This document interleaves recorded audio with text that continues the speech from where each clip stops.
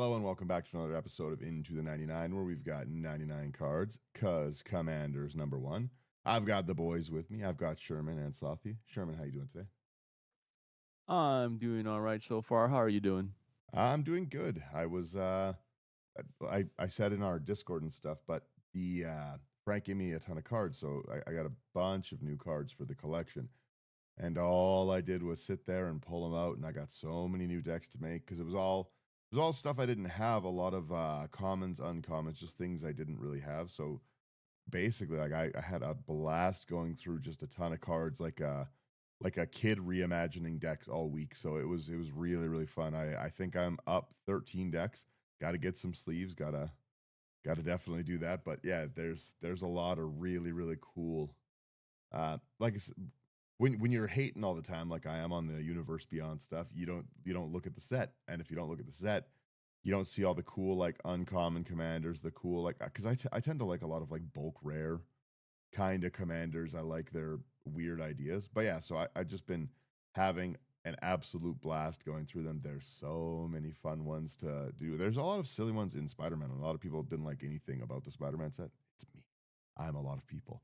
But there's a lot of actually like really cool uncommon legends in Spider-Man. So yeah, other than that, I've just been really, really happy going through cards because I love to go through and sort cards. So I've got I put up a big thing like in the Discord, and it's just like stacks and stacks of these huge, huge piles of things I pulled out immediately for decks, and I was like, oh, this has got to go here, this has got to go there, and I made another one of the like the illegal pairing decks. I love them. I did Jasmine Boreal and Yargle, and that deck slaps. It's really really cool. I've got to play it online one time this week, and it was so fun. And yeah, I'll maybe we'll do a deck tech on that one at some point for the event. But that's probably the one. That and Dugan are the ones I'm going to play for that event. And yeah, anyways, that's my rant. Slothy, how are you doing? I am tired.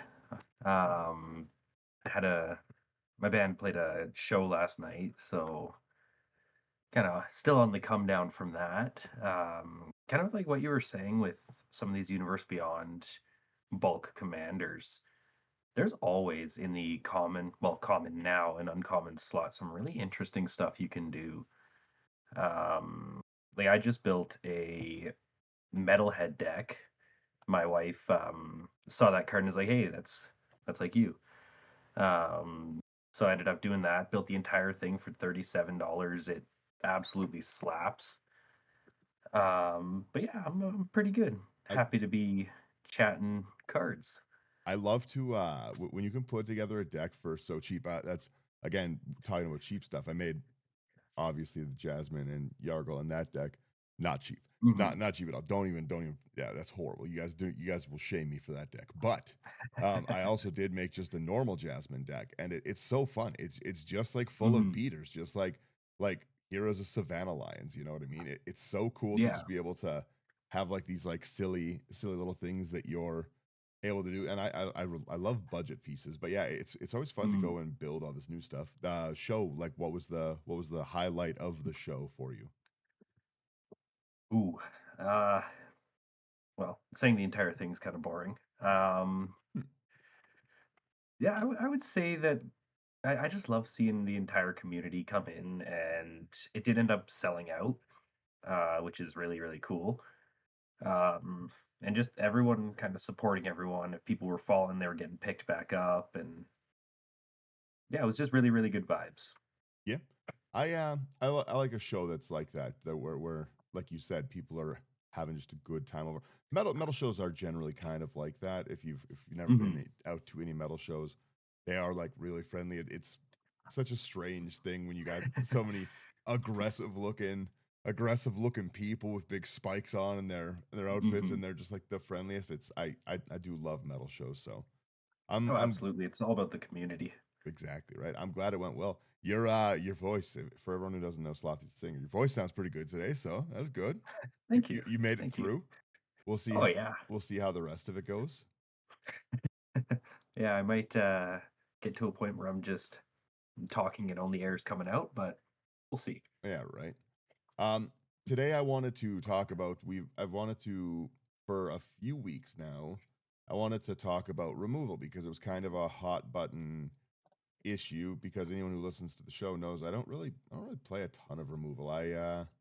Kind of I I have a different removal philosophy, and we'll get to my removal philosophy kind of later on. But Command Zone again, maybe it's just them trying to have like a hot taker and stuff like that. But they put up a big a post about we don't think that generous gifts and Beast Within they're bad pieces of removal. They're they aren't really good and here's why and stuff. And they went on a big tangent about how bad it is to give someone stuff, right? And Hmm. the community, I don't think agreed in the slightest. It seemed pretty mean. They weren't as wonderful as they could be. So for anyone who doesn't know the cards and lives under a rock and doesn't play them, Beast Within and Generous Gifts are both 3 mana removals. Both destroy target permanent. One's 2 and a green, one's 2 and a white. They're both instants. One gives them a 3/3 green beast, and one gives them a 3/3 green elephant. The whole point of the whole point that people were trying to make with this was it's bad in games to give your enemies something, right? Hmm. But we're playing a format with 40 life and 40 life giving you a 3/3 to get rid of the best piece of like on your board. I'll make that trade every day. They have to attack you 13 times with it to get you down to one life. Well, and again, I like to make like jokes and stuff and be like, "Hey, like I'm going to help you get a new creature." You know? Hmm. You have to have a little bit of a laugh, but the trade-off for how accessible the cards are, like I think Beast Within and Beast Within a dollar, Generous gives a dollar, $2. They kind of Hmm. just go wherever they need to go, right? Like Yeah. they cover a lot, and as Magic gets more and more like I know I'm a little tangenty at the moment. There's a point to this, I swear. As Magic gets stronger, more pushed, more cool stuff, you run out of slots in your deck for things. You need things that Mhm. solve more problems or do more things like that. Again, one of the things I think is like the coolest about the way Sherman and Slothy build decks is specifically they're very toolboxy, right? Cards have to fulfill two purposes, or like it has to be a theme and the purpose. Like Mhm. it's never just like best in slot picks or priciest pick. It's the one that's going to solve the most problems, and that's kind of what I want to talk about today. Is like what is our removal, why, how to use it, like what where you go with it. But the reason that these two and there's so many problems in Commander, right? There's so many things that are just like my deck cannot get around X, Y, or Z. Like if you're a graveyard deck, someone plays Leyline of the Void. Okay, well I'll give them that 3/3 beast every day. You know what I mean? Like I Yeah. you're making it so I can't play my deck, or you get a 3/3. That's easy math to me, right? Like that's an Or easy thing. Swing it at me all you want. Take two. Take two of them. I got my graveyard back. We're good. like a card that a lot of people complain about, Field of the Dead. How many tutus are you going to let them make before you're like, okay, I'll give them 1/3/3 to deal with that? Well, that's actually I kind of have it. Actually, I I was gonna I s- I I just don't we should not talk about Field of Dead. I just bought it, okay, off of House of Cards, so no. We will leave that out there. let's go. Yeah, let me really quickly. If you want any of these cards that we are going to talk about today and pieces of removal, and there's so many good ones. Get all those zero cost ones. Go over to housecards.ca, promo code IT99. It's going to give you a discount if you want cool sleeves and nice playmats to put these cards on, and a nice little like set of dry erase tokens they're really nice to draw the beast tokens that you're giving your opponents. Because again, it is also fun to blow their stuff up and be like, here's a beast. And like, did a child with brain damage draw this? Yeah, I did. Yeah, I did. But yeah, go over to nerdgear.ca, promo code IT99. Again, you're going to get a great discount on that kind of stuff. And yeah, like, share, subscribe with this stuff, and let me know if you disagree with this. Everyone's going to disagree with my removal philosophy, and that's okay because my removal philosophy is kind of insane. It's kind of a we'll get to it, but it's kind of an insane person's. And then yeah, if you want to directly support us, go over to Patreon. It's basically paid like as little as $1. Come hang out, build decks with us, and yeah, back into this. Okay, now with stuff like Field of the Dead. Right now, there is a big problem. Everyone in, I think people play too much removal. The amount of removal that's in the normal deck. This isn't even my deck philosophy at the moment. But the amount of removal that's in the average deck allows me to play none. I'm able to play most games, letting other people police the table and just pretending I don't have it, or being able to bluff my way through holding up removal because well he hasn't cast it yet and he's got to because what animal doesn't put any removal in a deck, right? But there's just this kind of odd thing I want to say, and we talk about it a lot on the show. People don't remove lands, and people should remove lands. There's so many good pieces and stuff like the again, like being able to beast within, destroy target permanent. A Field of the Dead Mhm, is great. Somebody gets their Cabal coffers and Urborg combo going, so that's a great piece to hit. And mhm, again, you know what I mean? Like in a higher power table, you're gonna see stuff like a Gaia's Cradle and everything. But do you really want to let me just sit there with a Valakut on the field and just do my landfall shenanigans with all my lands? I've got Dry to the Elysian Grove. Everything's a mountain, and I'm playing a landfall. Do you want me to have Valakut just because it? Well, we don't do no. Get rid of my cards, right? mhm. The fact Yeah. that we can trade so many of these things like but won't trade lands is kind of crazy because like everyone I've had games where people don't mind at all making my commander cost 20 mana. People think it's hilarious. You know what I mean? Like it gets blown off. Nobody minds that. But like if I like look at someone's lands, they're like, that was my favorite forest. How dare you? That was my only green source.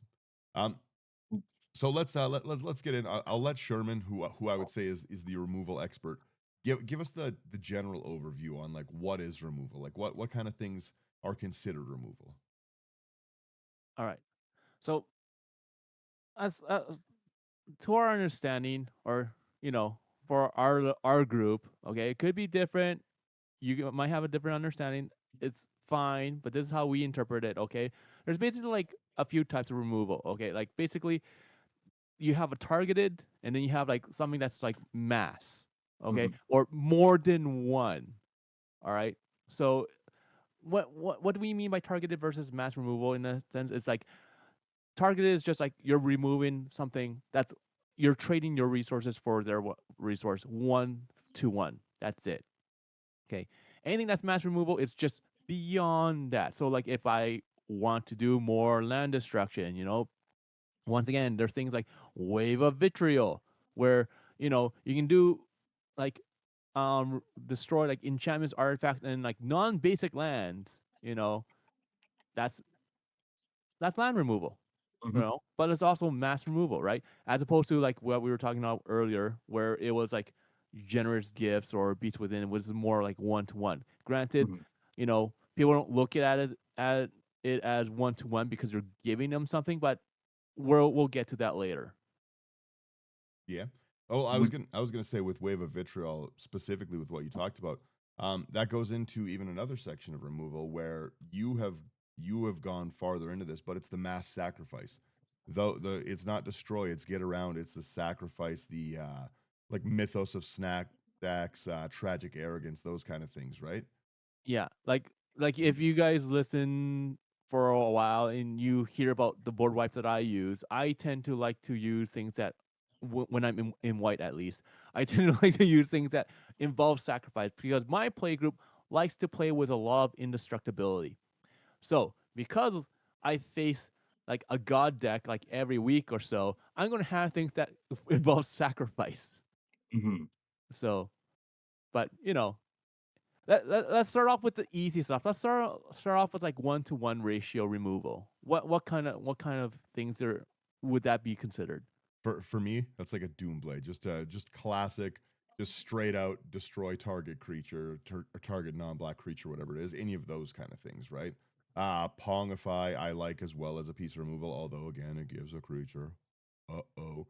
The like even 1-to-1, a lot of people will trade a here you go get your land. I'm gonna Swords to Plowshare you, right?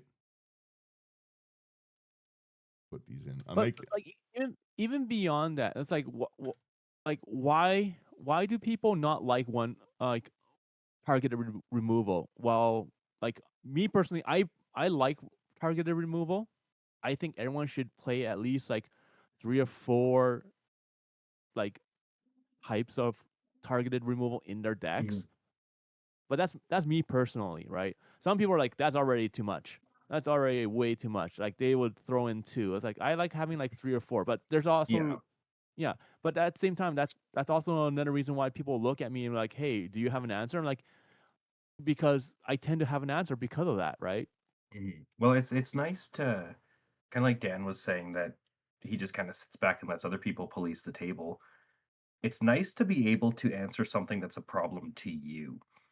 Like some of my favorite removal right now is the stuff that deals with commanders and like things like cyber conversion or imprisoned in the moon, Kenrith's transformation, stuff that doesn't make it change zones, but makes it so that it shuts off that piece. Yeah. Like I I started throwing in things like that counter triggered abilities Hmm. because there's been a lot of blink lately. Oh yeah. And if someone's like blinking to their tracks, depending on the wording of like the blink spell or the card, you can stifle that return trigger when it comes Oh yeah. back. Oh yeah. So then the commander's lost forever, I like that. right? Blinking But that's the attracts, so that thing, gives like me PTSD from yeah. Brian. But like it like targeted removal, like it depends on what you're playing though. Like you said, Hmm. Lothy, if it's hurting your strategy, yeah, 100%. You should remove it or convince someone Yeah. else to remove it, right? Yeah. You can't really like my big thing, my philosophy with removal is that because I do run a fair amount. Um, you can't really expect other people to do what you want them to do. Mm, I do. I do You, every time. well, you Someone doesn't can't. understand game theory. If you want something done, you got to do it yourself. It's true. The with I always say that like the C in CEDH stands for consistent, not really competitive, right? And the more things that you can consistently deal with yourself, the better, right? Like there's not many games where Sherman is unable to deal with the threats of his own deck. The same with Slothy, right? You guys have like a lot of like, okay, well, I don't really have a way to get around like you might not be able to get around a pillow fort deck, but you can definitely get around a like an Avacyn setup where I've got like my field is indestructible, right? You guys can get around like a graveyard strategy because you just happen to include things that like one size fits all also hits a graveyard, right? Like you guys put a lot of answers in when you do it, and that is like there's so many things that removal can target it. It's not just like a destroy, like there is your hand, there is the graveyard, there is their Mhm. creatures, their enchantments, their lands, exile, their commander. You know what I mean? There's a lot of like zones to try and get around. And a lot of times you kind of just don't have the ability in a deck to hit every metric. You can't solve every problem. So you're kind of stuck whenever you're deck building. You have one of two ways. You either go like a very simple, like, here's a deck list. I'm going to play this deck list, like Mhm. EDH rec, go and find your cards that you want to do kind of thing. Mhm. Or again, like follow a list. I like to pretty much every time we make a list, I like to say this is a shell. Here is like a list idea. You like upgrade it.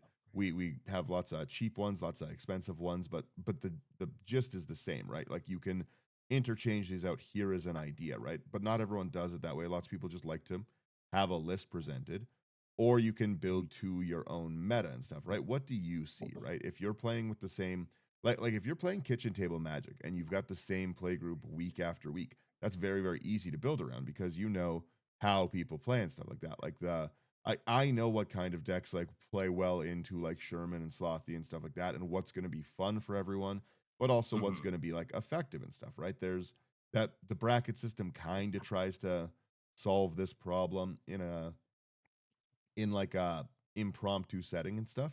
But you're always kind of if you play mostly at a game store, you definitely have to build way way different than if you're a meta player where you play with the same 10 people, 20 people, right? Like if you're always seeing the same people, then you know, like, okay, this player is a Muldrotha player, and they also play Hmm. Marin. That, like, if I don't run anything for the graveyard, I'm gonna get hosed, right? So you have a little bit of kind of like you have Sherman said game knowledge earlier, but that's not what he's talking about. But that's what I want to call it. You have a bit of an insight into how these people are. Anyone who's like sat down and played with me knows that I'm not running removal.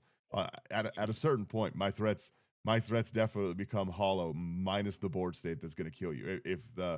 There's not usually things in my hand. It's very rare that I'm like holding like a mid full of like big answers, because the answers are all sitting on the board, ramped out, and letting someone Yeah, else deal with them. yeah. If you've got a damnation, you're fine. Yeah, if you have, yeah, I do want to put some of those in, like Damnation, the Wrath of Gods. Those tend to draw. I find when people play them, I find your Damnations, your Wrath of God, those things, they draw a lot of table ire. They Even if it's the right thing to do, even if it is the like, even if I'm a problem and I'm rocking all slivers and stuff like that, and we know that I'm a turn away from getting the like a Hive Lord or Indestructible out and stuff, right? It Hmm. still feels bad to a lot of players to get mass board wiped. They don't like it, and you're kind of, when you're the policeman, Sherman's a policeman all the time, right?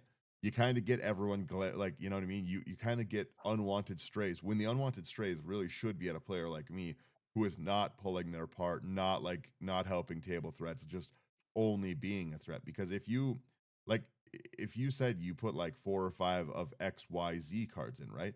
If I just add 4 or 5 more pieces of ramp, I do that. I'm gonna get my stuff out way faster on average. I'm gonna likely be a problem. I could have added more draw. That's like where I go with it and stuff, right? So like when you're the Hmm. policeman, you kind of have to deal with the consequences of like of having to answer, right? Like, because you're not gonna, unless you're great at politics, you're generally gonna upset someone, right? Like, how do you deal with being the policeman, Sherman? I'm like I said, I'm no policeman. I'm the villain. In all honesty, I don't care. I I just I'm just like I like so my philosophy when it comes to removal and being a policeman and everything, it comes down to, can I cause chaos, right? Because I'm not there to win. Like if I win, great. I'm Hmm. happy. My focus isn't to win. My focus is to have fun. And Yeah. sometimes, you know, fun means trying to make the call where I have this board wipe, I could do it. I could reset everyone, you know, and it just be funny because this person was gonna win in 2 turns, and I know they have the cards in hand. I'm just gonna destroy Hmm. it just cause. Compared to, oh, okay, this is like, turn 16. It's been 2 hours. I have a board wipe, but Slothy can win. I'm not casting the board wipe. Yeah. Yeah, No, Slothy can win, right? that's a very good point. So like when it comes to being like policing in that sense, it's not about like like what to remove, it's when to remove things. Hmm. Do you want the game to continue or do you want the game to end? And that's what, in my opinion, what policing is all about. Hmm. yeah, Okay, it's not about like oh, like this person's like you always board wipe, you always have answers. No, I'm always stopping people from winning. Okay, because I just want you to get close to it, close. Just dangle that carrot in front of your face, and then rip it away, and then watch someone else win. Because I don't care about winning. I like it. The I, I think that's a fair way to approach it, because yeah, like I also don't really try to win. I try to have fun, and I try to do silly things, right? So and and and that's the thing. That's the point, right? Like it depends on your group, and also depends on your personality. If you want to have fun and everything, like there. Let's look at it this way, okay? Is removal good to have in a deck? Yes or no? oh, Answer Yes. is nobody really knows. I can give you Hmm. examples where a lot of removal is the key to the strategy. At the same Hmm. time, I've heard of people where, like in CEDH, where like someone won a tournament where they had zero interaction throughout their whole deck. Okay, and they won the whole tournament. So which one works? It doesn't matter. It comes down to how you want to play. Well, Who cares? Mhm. Who cares if you have a beast within and people say it's crappy? Who cares? We play with 3 like cost mana rocks, 4 cost mana rocks. Everyone's like, no, play 1 or 2, blah blah blah. We're like the opposite because we're playing casual. well, when Mhm. you think about that too, right? A lot of times, commander as it gets more efficient too, the cost comes down. We've got a lot of like 2 mana commanders, but not everything is like that, right? And if you're looking at like a random pod, and you're able to trade your 3 mana for my Dragon, that's a pretty good deal. I That's would a It's a take great that deal. deal It's all a day great long. deal. Yeah. that's a pretty wonderful deal. You know, before combat, you blow Dragon off the board, right? Like that's a pretty wise trade. Like no matter how you look at the game or assess threats, those are pretty good, right? If I'm playing Kalia, the whole point of Kalia is to rush out Kalia and get that attack going as fast as I can. Kalia's 4 mana. I get that Kalia out. I'm starting to drop dragons, demons, angels, big baddies in the sky. That's a good trade. Giving me a 3/3 on the ground is much better than the Master of Cruelties coming at you next turn, you know? Yeah. But at the same time, removal is like subjective. And when you think of it, okay? Like okay, let's say I have like a beast within, okay? Is it better to remove something like, you know, like an Dragon, or is it good to use it for someone's Soul Ring early on or Mana Vault early on because of the resources, right? In the end, it comes down to how you want to play, Mhm. okay? And when it comes to how you want to play, it comes down to in the end, once again, things something that everyone always kind of thinks that they're good at, and that's its threat assessment. Yep. That's all it comes down to. All when this removal talk comes down to threat assessment. Okay, is that one card worth your spending your resources on? Is that one removal worth it? For Daniel, who plays no removal, no interaction, he doesn't care because it's worth it for him to build that board. Mhm. Okay, Mhm. I like playing decks where like everyone says, is more toolboxy. I like having answers for things. So I'm going to have more interaction because of that. And for me, it's worth it to like have like a fog, in hand, as opposed to Daniel who prefers Spore Frog, where it's visible and you can't do anything because now you have to make a deal with me. I It's like I do like a visible visible threat. information compared to hidden information, Um, right? Combat denial. I like that one. I was Yeah. gonna say with talking about I had one there for because I'm just over on the video adding sections of removal and stuff, but one of them is resource denial. In a stronger, if you're playing like a fun game with me at an event, then it's all very chill. But if you are playing like a higher power game, my favorite thing to destroy is people's colored mana. I go and I look at like you're playing a green deck.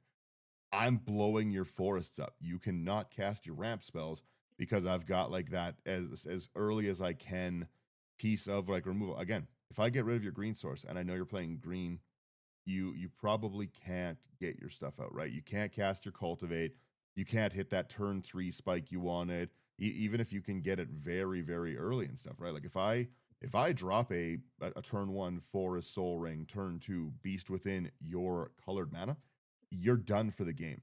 For a lot of people, there's no coming back from a turn 1 losing their forest in a multicolor deck or their like color of mana that they needed, right? You take out the for a blue player, you get a 1 or 2 early islands destroyed from them. They're not recovering from that because they kept their hand based on what was in it, and now they're okay. You have a 3/3. Go ahead, throw it at me all day. All day, I'll sit in there and laugh at it. Like again, that's why I like to mana tithe, or when I do play any removal, like mana tithe, counterspell, anything that gets people's ramp out. That's like some of the strongest because I keep hands. If I have a few lands and I've got a cultivate in hand, good to go. Doesn't matter what it is, we're all right. And if you wreck that cultivate, then then we're in a bad spot. So like resource denial, I put in stuff like a Magus of the Moon, a Collector Oof, right? Magus of the Moon, there's some decks that people play that that'll hose the whole deck. Even if they're running Yeah. removal, they might not be able to, like, if you're playing like guild gates and like you're pretty guild gates towns, like a wandering minstrel kind of deck, you're done. Most of your pieces are those two colors. Now they're all mountains and stuff, and you better hope that I've got something to destroy Mages of the Moon with a mountain. I Like was Yeah, or even something that's more difficult to deal with in Blood Moon.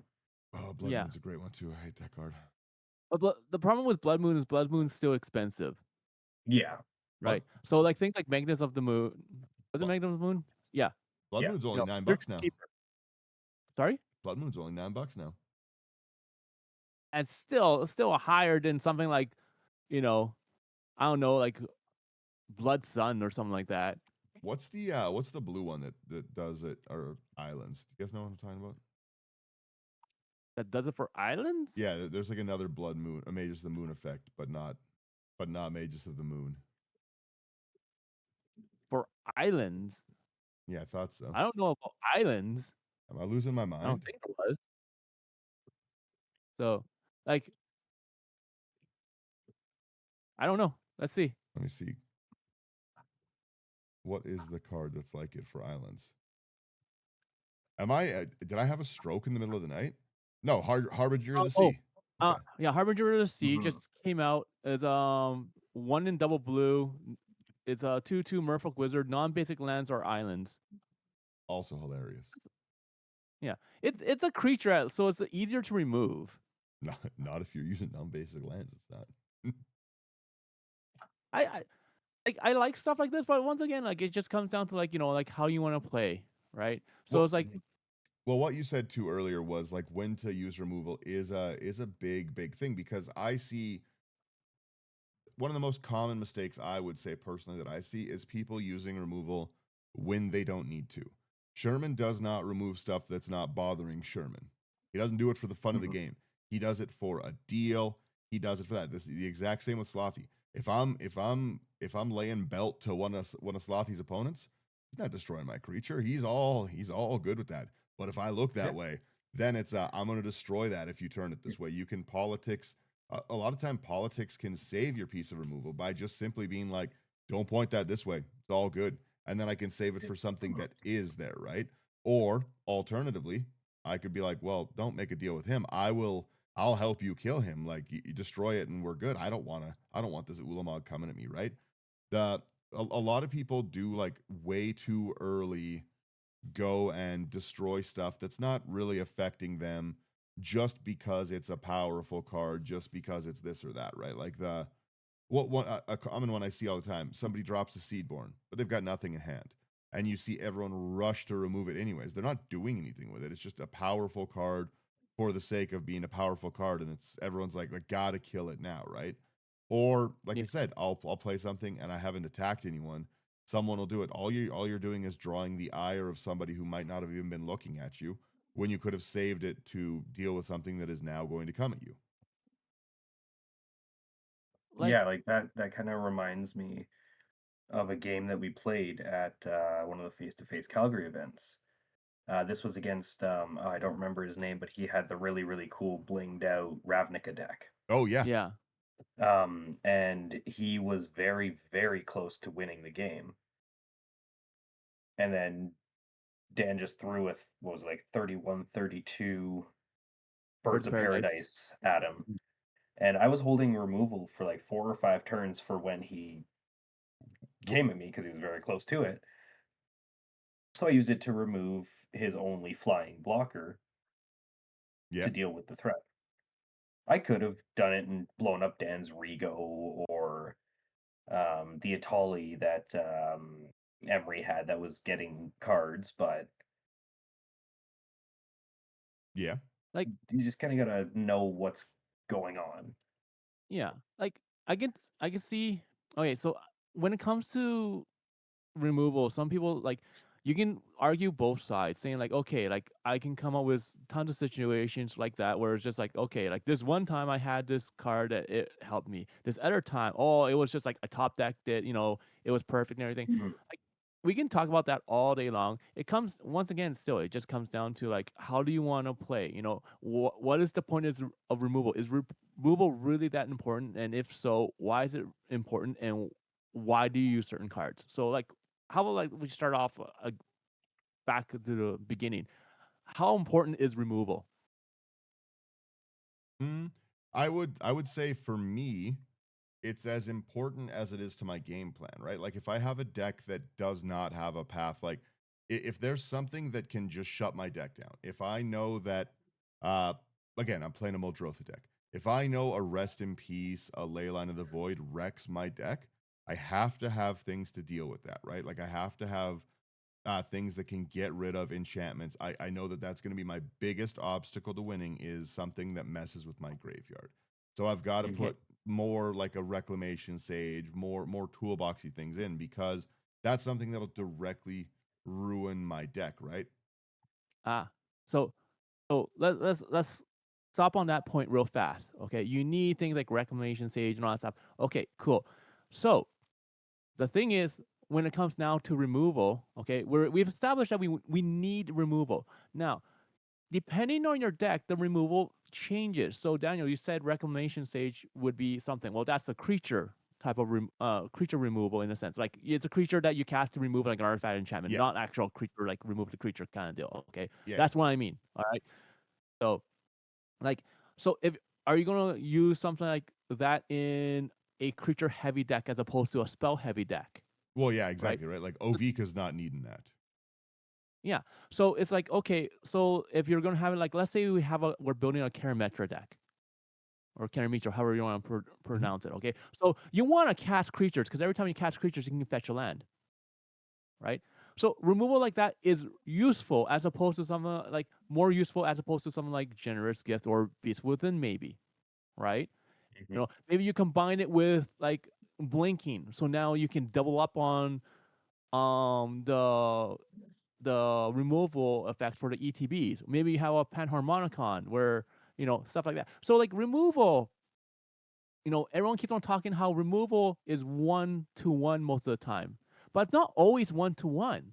Even if the card is based around a 1-to-1 ratio of removal. Do you see what I mean? Mhm. Mhm. Right? So because of that, things like I can see why people be like generous gift and beats within aren't as good because one, you're trying to remove a resource, but you're giving them a resource. Okay, fine, I get that. Okay. But if we can copy that spell or repeat it constantly, okay, and target a bunch of lands, or we want them to have creatures enter because we want to target those creatures, things like that. What is the game plan? The removal shouldn't just be looked at as I'm removing a threat. You should look at it as like, okay, what else can this removal do for me that's beneficial besides removing a threat? Yeah.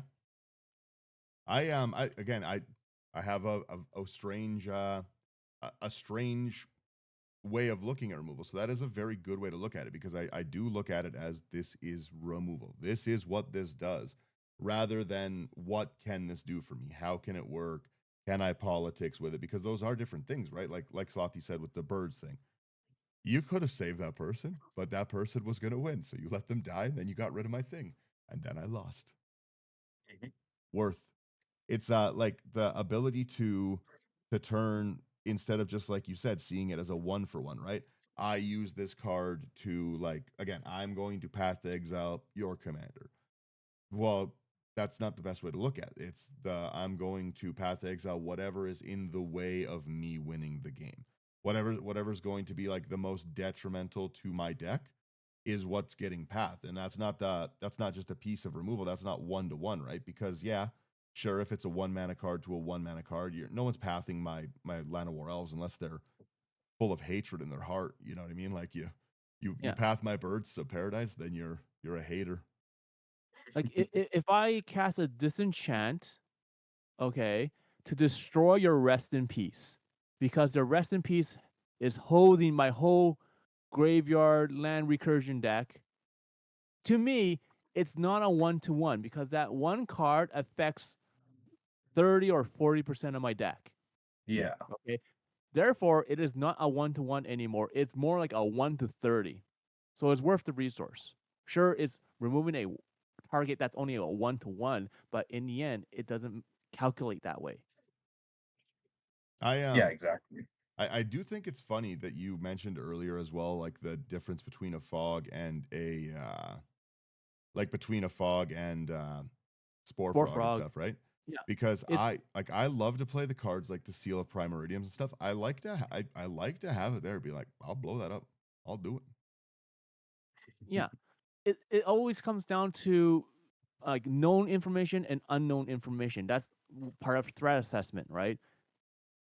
Hmm. So, and people act differently depending on what it is. So, like a great example of this is for people that play D&D. Mhm. Okay, so if you're a DM or you play in D&D, okay, whether you do this or not, I suggest you guys do this if you don't, okay? But you have your players that would roll for like skill checks and everything, but then you can also have the DM roll the skill checks for you so you don't know what's going on, right? So let's say Daniel and Slothy, you guys are, a group of scouts and you're scouting like ahead and you see like this bandit camp, okay?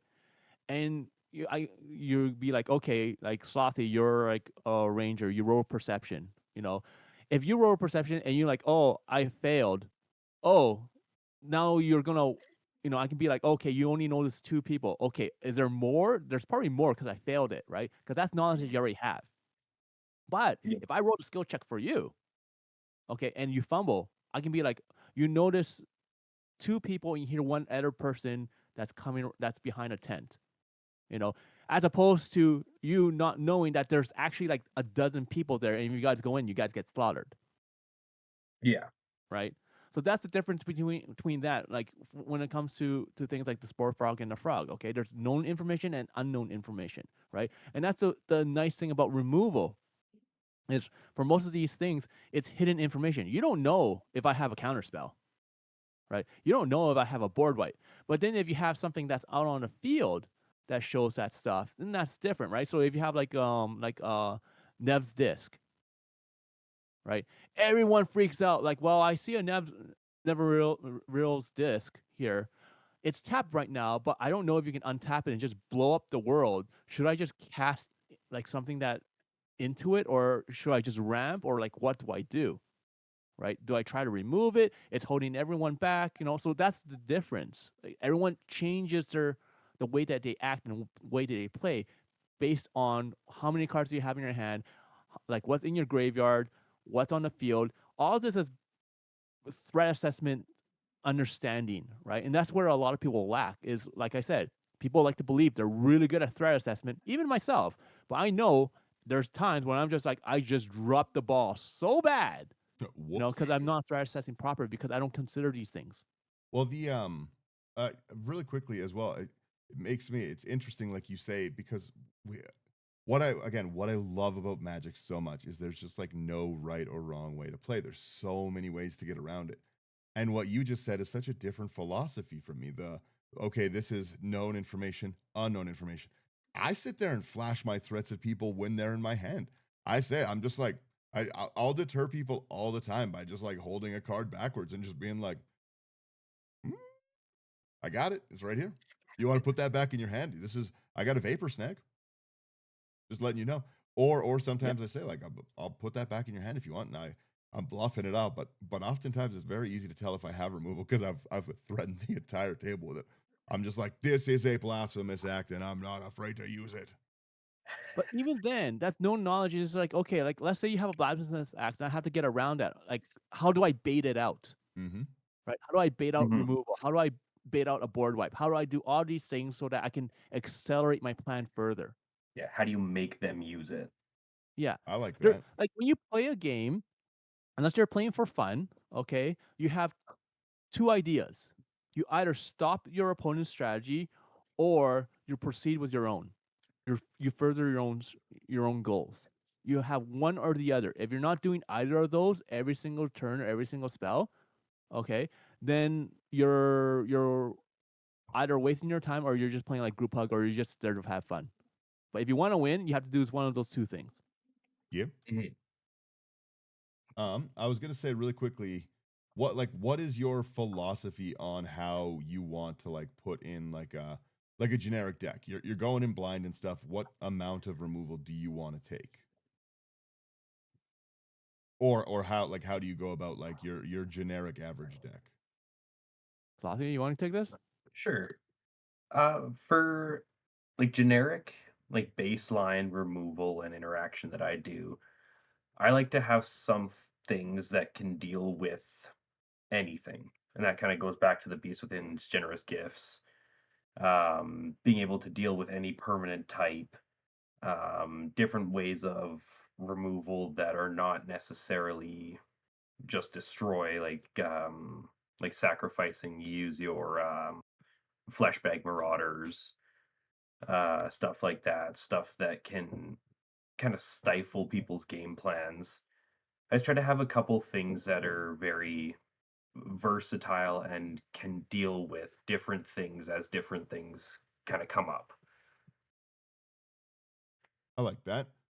So again, you tend to go with more of a toolbox of like I have to deal with whatever comes at me. Yeah.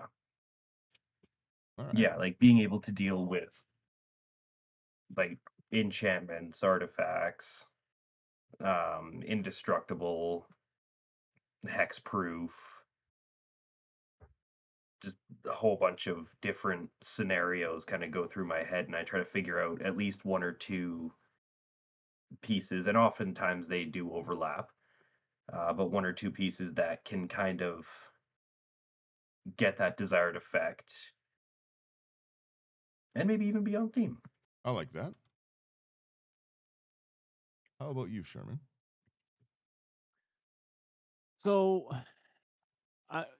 once again, it depends on how you want to play. Okay, so like if you want an example of this, it comes out like one of our other episodes, Iradi deck. So we did the auras, where you know the the the the theme of the deck, in a sense, even though like we're using auras to steal creatures or anything, all the auras were like basically if this creature dies, we get control of it. So everything was so that we wanted. I loaded it up with a bunch of board wipes. Okay, now is that a fun deck to play against? I can tell you 100% no. No, 100%. If your group doesn't like it, okay, is it a good amount? And that's what that's why I changed my philosophy too. Okay. Before it used to be like I want to win, I want to cause pain, I want to cause chaos and everything. So I'll be like, okay, like I'll have like 8 board wipes, I'll have like, 10 like interactive spells and everything. Now if I want to have fun, depending on the deck, I have to have at least one, minimum one board wipe of some sort that's Mhm. over encompassing everything, like enchantments, creatures, and all that stuff. At least one, okay? Because then I have an out of some sort that I can try to get to.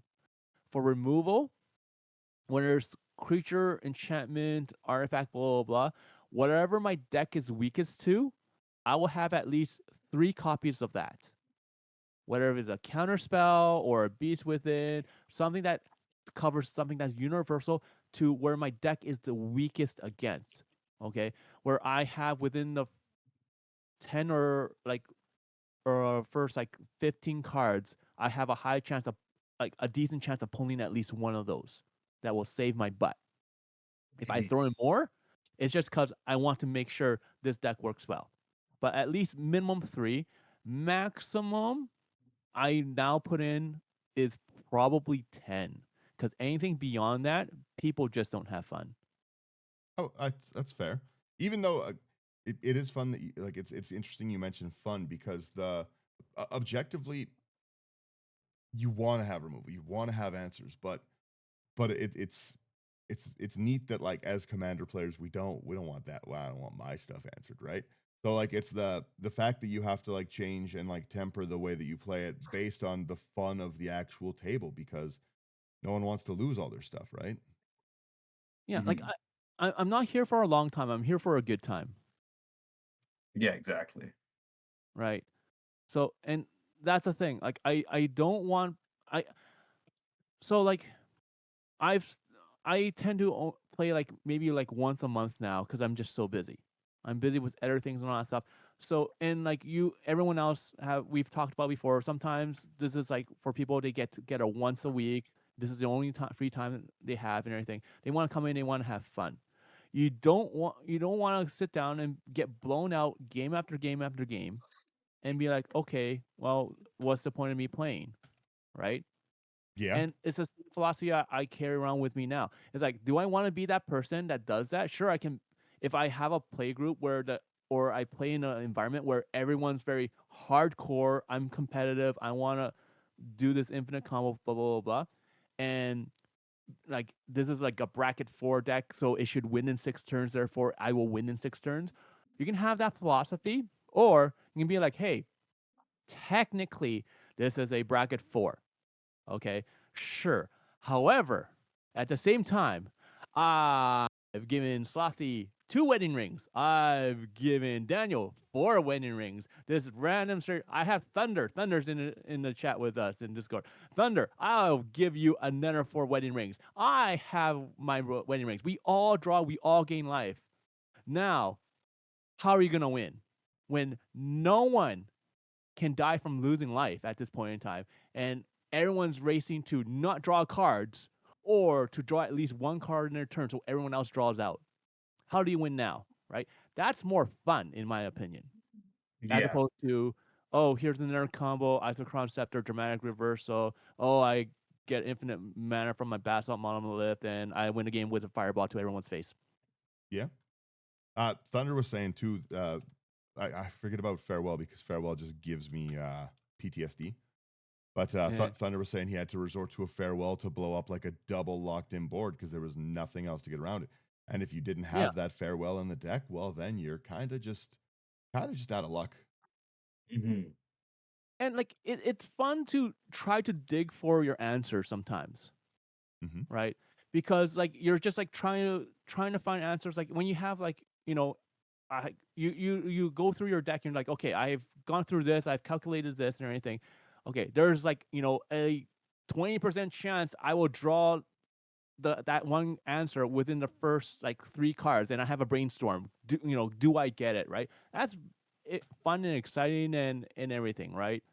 So as opposed to, hey, look, everyone, I drew my other board wipe out of the 8 board wipes I have in this deck, right? Hmm. So there's always a limit, but it also comes down to your play group. Okay, like I said, the Ariadne deck I had like 5 board wipes. It used to have like 10. Then brought it down to 5, and even that was too much, right? So to each their own. If your play group is fine with that, then go nuts. Go ahead, board wipe all you want. Have board wipe galore. Like Daniel, you have a Toxro deck where it was a bunch of mana rocks and counter spells or something like that. Yeah, it's my Tox Roll Rocks, Yeah, right. my Hmm. rock There's and roll nothing slug. wrong with doing decks like that. It just comes down to like, do you want to have fun? Do you want to be that kind of person that like sits down and like, you know, you know, just stomps people constantly, Well, or do my you want to be down there and interact with people? And that's the thing. Like most of my spells and my removal, they try to be more interactive. They'll be like, okay, sure, like you destroy this, but you get this instead, or you get these benefits even though this is gone. I'll help you with And this. it just I love to politic stuff like the like a Lauren of the third path, but I'll be like, but you're getting the draw yeah, for the next 3 turns. yeah, like you're pushing forward the game at the same time as opposed to stalling it. I for mine, the Tox rule it's the most aggressive example of my philosophy, and that's nothing, absolutely nothing. Um, the Tox rule is like a 7 mana commander, and it's like again, that is the removal piece itself, and it's probably one of my most aggressive and annoying decks. The whole deck is just mana rocks, and you can remove Tox rule all you want. You go ahead, but I have more mana rocks in the deck than the average player has removal, and I'm gonna play them again. You need something like you can with transformation and stuff, then that's okay. But I always keep up the mana to throw Toxrill away to himself if I need to. But yeah, like if you can get like Toxrill off the board one time and stop him, short of that, you know what I mean? You it doesn't matter if Tox rolls 13 mana. I'm gonna play it again. The In a blind deck, like a more budget friendly deck, I tend to run the most basic of basic removals, which is like your naturalize, wilts, your disenchants, return to dust, like just these very, very cheap pieces that are in and around everywhere. And I run the strategy of I'm taxing my opponents with removal. If there's a problem, other people have to solve it. And I again, my politics piece is I'm wonderful at like threatening the table. I'm great at bluffing the table for like what's in my hand until you know me, tell you know there's nothing in there.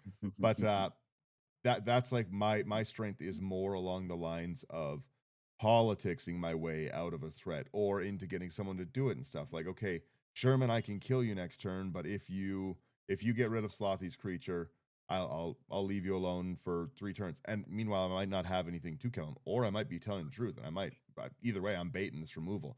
But I tend to not really run a lot because of no, but again, maybe I'm more of a selfish player, but I'm like balls to the wall magic in everything, right? Like I want the most excessive of what I can do in every deck, and that's where my philosophy comes in. Is that the way that the average player builds right now? They build in like more than enough removal, you know, like there's 15, 20 pieces of removal on the table, and that's, you know, for me to have an equivalent amount of power, or if everyone's doing 7 pieces, right, 7 more pieces of ramp or 7 more draw sources, like those, that really changes the math of how aggressive your deck can get. And I a lot of times hide my draw in like group hug things like a rites of flourishing or that stuff, but I know that I'm only playing my game strategy. I'm not it's this is the wrong wording, but understand me when I say it. I'm not wasting my time with removal. I'm getting more and more of what I want and how I want, to a point that I have to be board wiped. You have to board wipe me to Mhm. deal with me. You can't leave me in my Jetmir deck alone, because I'm just like I said, I'm all gasoline. There's no brakes. It's all Jetmir, and if you leave it alone, I'm gonna kill everyone. I'm very bad at like the one saving grace people to play with me have is that in the most silly fashion, just love to see how big of something I can make, how many creatures I can get, how many slugs can I get out. Like I like to You do like that. turtle. Yeah, yeah. Mhm. I like to fool around. How many dragons can I get on the field with Miram? Right, like the what can we do? And not everyone likes that. I understand that. That's fine. But I wanted to say is that like I'm all my strategy. Whatever the point of my deck is, everything is to either get me to that faster, or again, my removal's player removal. That's the only thing I do. Like I would say I'm probably like the most likely to kill someone, like alpha strike them in a turn than most other people, because like I'm never really playing stuff, right? Like I'm not I don't. I think I own 7 copies of Farewell, and I think they're all in my box. Like I don't even think I have one in a deck right now. It's doesn't even matter if it's a game changer. That's not where I put it. That's binder talk. Farewell's overrated. Yeah, right. But I was gonna say really quickly 2 last things. I want to know everyone's just these last 2 real quick points. What is your favorite piece of removal if you had to do it? Because I do have a favorite piece of removal, and I just can never find enough of them. For me, pest infestation. That is mine because it hits so much. I love X spells. I like to get more and more. Like I said, I am a greedy or selfish player, right? So being able to get more of the stuff that I want out of it, that's my play style for sure. So pest infestation is just like it's a card near and dear to my heart. Mhm. How about you guys? Sure. Ooh, Slothy, go ahead. Oh, alrighty. Well, I kind of have two. Previously mentioned cyber conversion. I think it's really funny to because everybody's always all worried and such when you hold up 2 blue mana for your counter spell, and then you just turn their best thing into a Cyberman.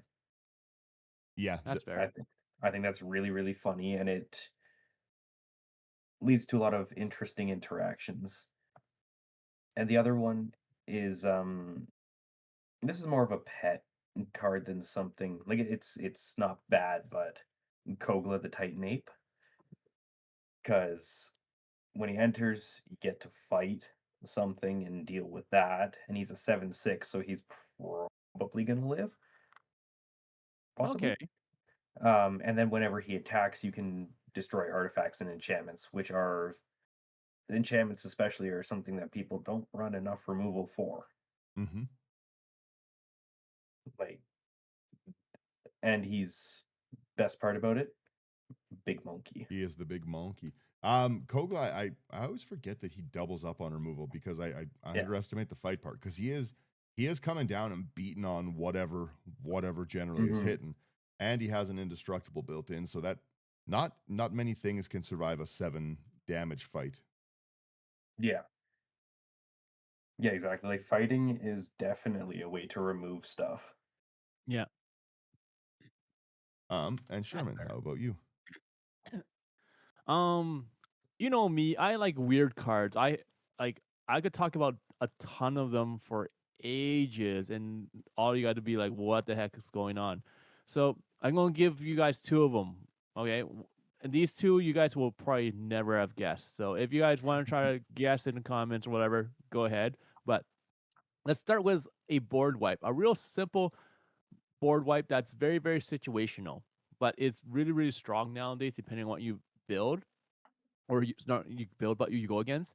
And that's going to be uh, what's it? Titiana's song or Titiana's song, Yeah. Tiania. So Titania's song, yeah. yeah, so it's 3 and a green. It's an enchantment. Each non-creature artifact loses its abilities and is an artifact creature with power and toughness equal to its total casting cost. If the enchantment leaves played and everything goes back to the way it was. This is a great way to get rid of uh artifact tokens, treasures, Hmm. food, all that stuff. Okay, because you know they just become creatures, but their casting costs nothing, so they're poof gone. Right? It is Mm-hmm. a board wipe. And at the same time, it's a continuous board wipe if you want to think of it that way, because every time someone tries to create a treasure or a clue or a food, it just constantly just goes away. Okay. Yeah.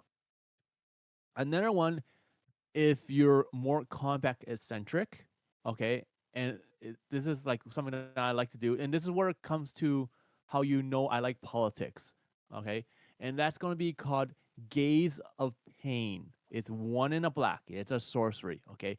Now, for each creature, you cast this at sorcery, okay, and basically it states this: whenever a creature you control attacks and is not blocked, you may choose to have it deal damage equal to its power to another target creature. If you do this, it assigns no combat damage this turn. All right, so this is how it goes. Let's say I have like let's say Slothy's pillow forted, okay, and he has a bunch of stuff, a bunch of creatures we can't get through. No problem. Daniel, I'm gonna swing every single creature I have at you. Don't block them.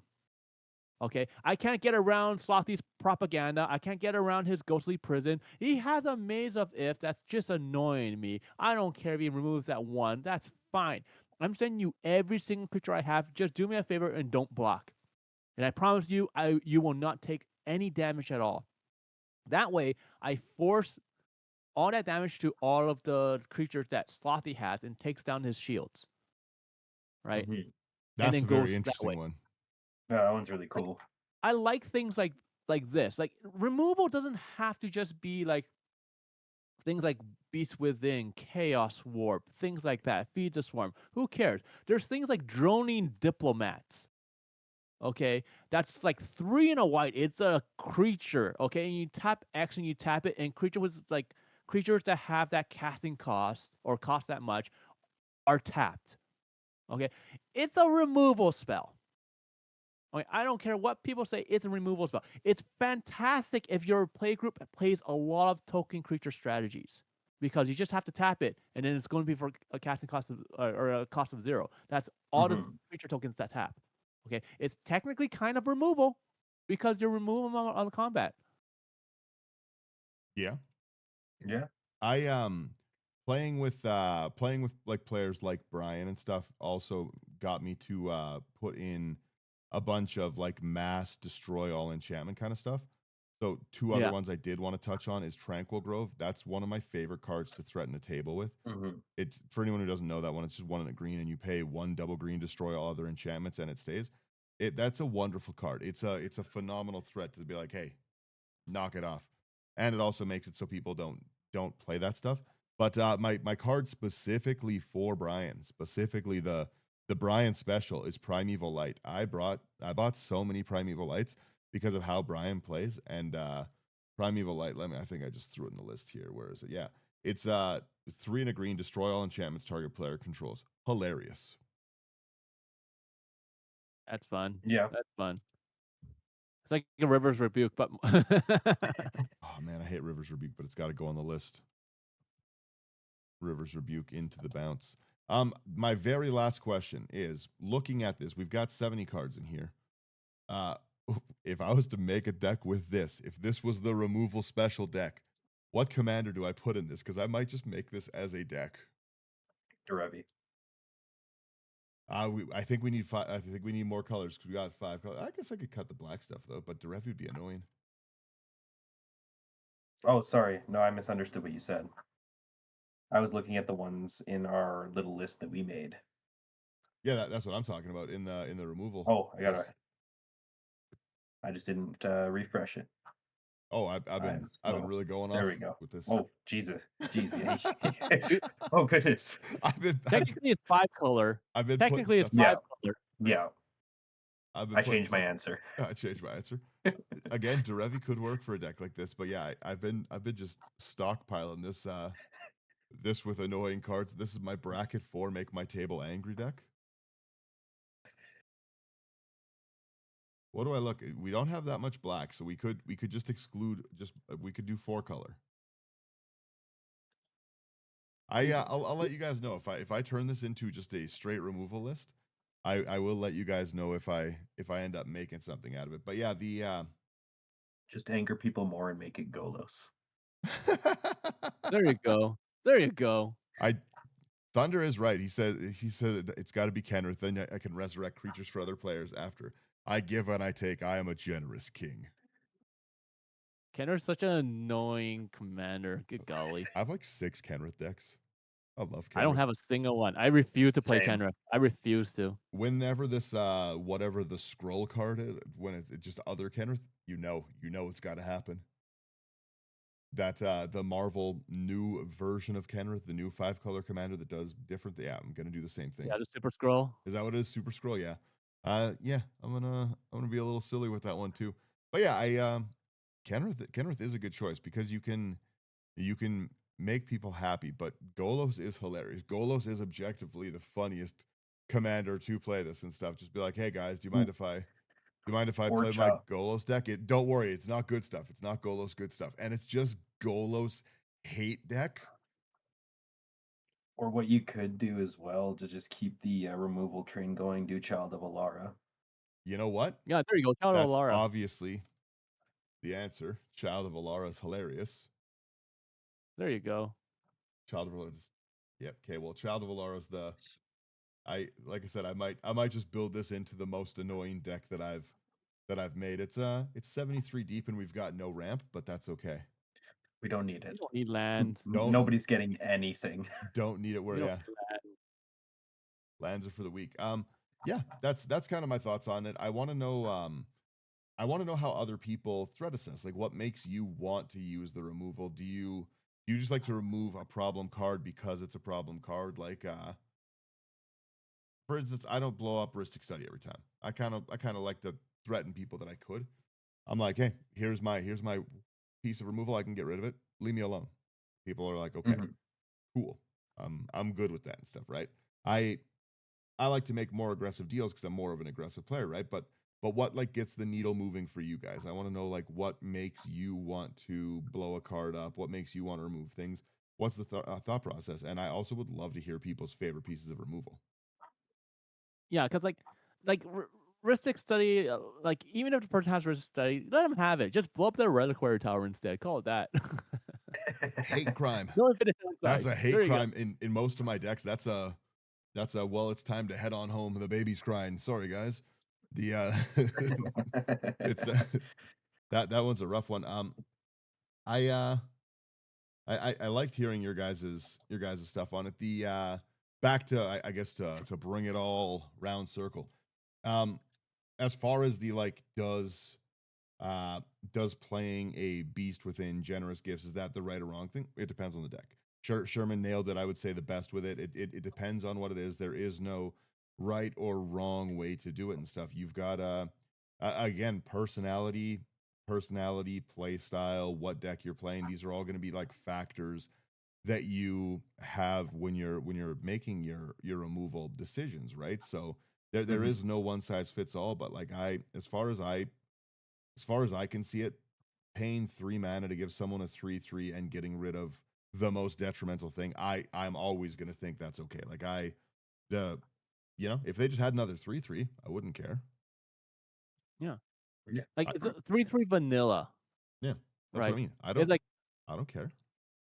Yeah. it's like, is it worth using that? Like we can come up with so many examples, be like, oh, like, what if the person has a maze of if? What if a person has like an Ashnod's altar? What if a person has you know, like all these different things, like a waste nut or oppression or different things.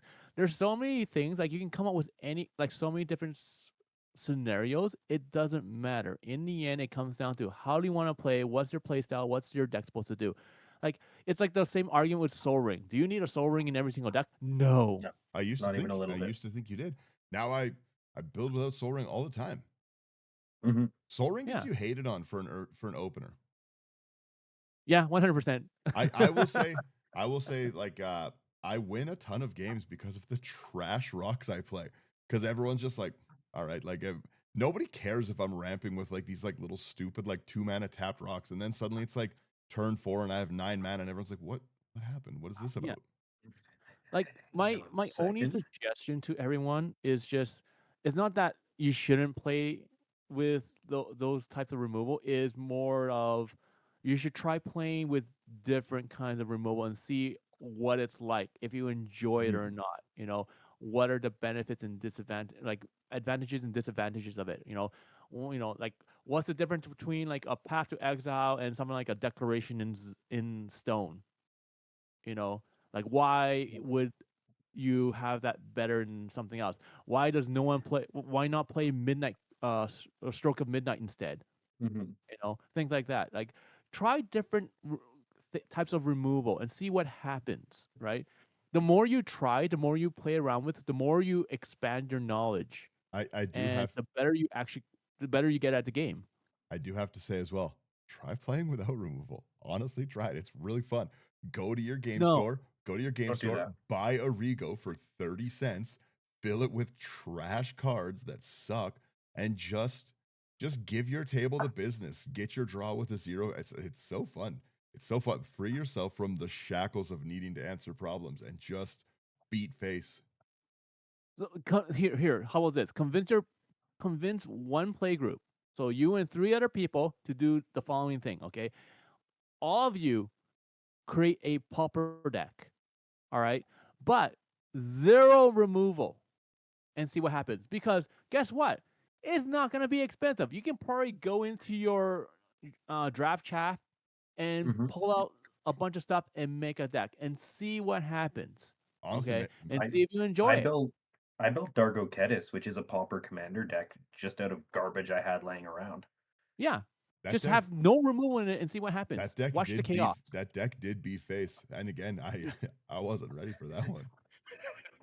But like at the same time, like both of these both of these philosophies teach you something, right? One teaches you how to threat assess, because if you play with a lot of removal and everything, it teaches you what to threat assess, how to threat assess it. Okay, Mhm. and the other one, if you play with very little removal, is how to like get around situations where you have to get through the defenses. What do you do? What other resources can you do? Can you politic? Can you convince someone else to do? Like everything has like an advantage and a disadvantage, right? Which one do you want to choose? How do you want to play? If you like to talk a lot, okay, run with less removal. because you will be forced to talk to people and make more deals because you have no other way of removing things. If you're the one that likes to get the deals, run a lot more removal. And then people will be like, hey, if you do this for me, I'll owe you a favor. Okay, there you go. Try that. Yeah, Mhm. I like that a lot. I, I have a few decks that have a lot of. I feel bad every time it's not. I'm like, oh, this is mean. I'd rather If just you kill them. feel if you feel bad You're doing playing it a right. card, Whoa, don't play that card. that's Yeah. fair. That is actually a great thing. There's my last thing, I've mentioned this deck so many times. I built Zaxara 3 separate times. I've taken Zaxara apart 3 separate times. It doesn't feel good for me to play Zaxara because it does exactly what I want it to do every time. Zaxara is just a monster, no matter how you built it. I even tried to build it like no X spells, just other Hydras. It's still very strong, Yeah. right? Like it's Mhm. just the and yeah, I don't have I don't feel good playing that stuff. Alter the Brood's another one. Alter the Brood's a wonderful card, and I rarely put it in decks because it just feels mean. And that's the thing. It's if it feels mean, it's a dead card in your hand. Yeah. Because you're never gonna play it because you're just like, oh, like everyone's gonna hate me, it feels mean and all that stuff. Then don't play it. It's weird that I Put say that. something else in. Weird that I say that that feels mean, but like one of my favorite things to do is splinter everyone's lands out of their deck. Like that to me is hilarious. Like objectively, so funny. Whoever has the least amount of colors, I'm like, you lose all your islands. That to me is a great thing, and I laugh about it, and I ha ha ha ha. Ha. But then I'm like, mill 2 cards. I'm like, nah, that seems mean, guys. Let's bring the temperature down. Yeah. Like I had a deck where like I would make copies like I would have Smeagol and then I would like mutate it and then make copies of Smeagol because it's no longer legendary because I mutated it. So I'll have like 6 copies of Smeagol and then I'll bring back my Nazguls. Ooh, I don't like that. So I'll have like 40 Smeagol triggers and I'll mill you guys out. And if I don't mill you guys out, I'll have all the lands in your decks. I don't know if I like that. It's a mean deck. I don't play it anymore for that reason. That's fair. Yeah, like I said, I want to know if you guys want any of these things. Anyone else have anything else before I give her the old sponsor wrap, which I everyone don't here think should stay so. through. No, we have, Everyone stay through my sponsor. Anyways, yes, if you guys like any of these cards we talked about, go over to housecards.ca, promo code IT99. It's going to get you a wonderful deal on cards.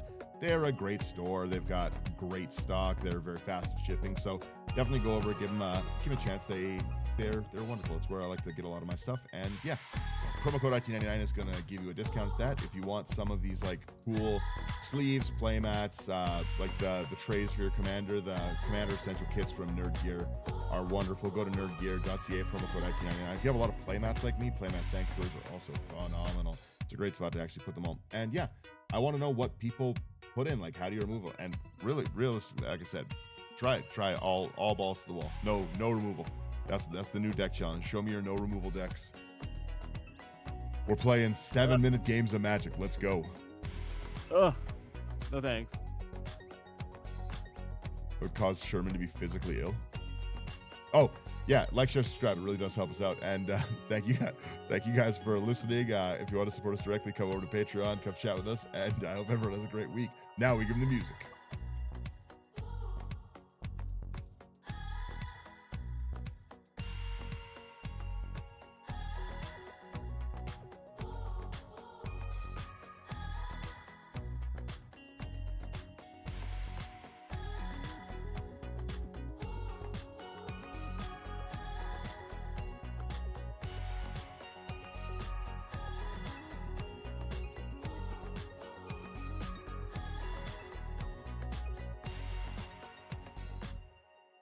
All right, laters. See ya. Bye-bye.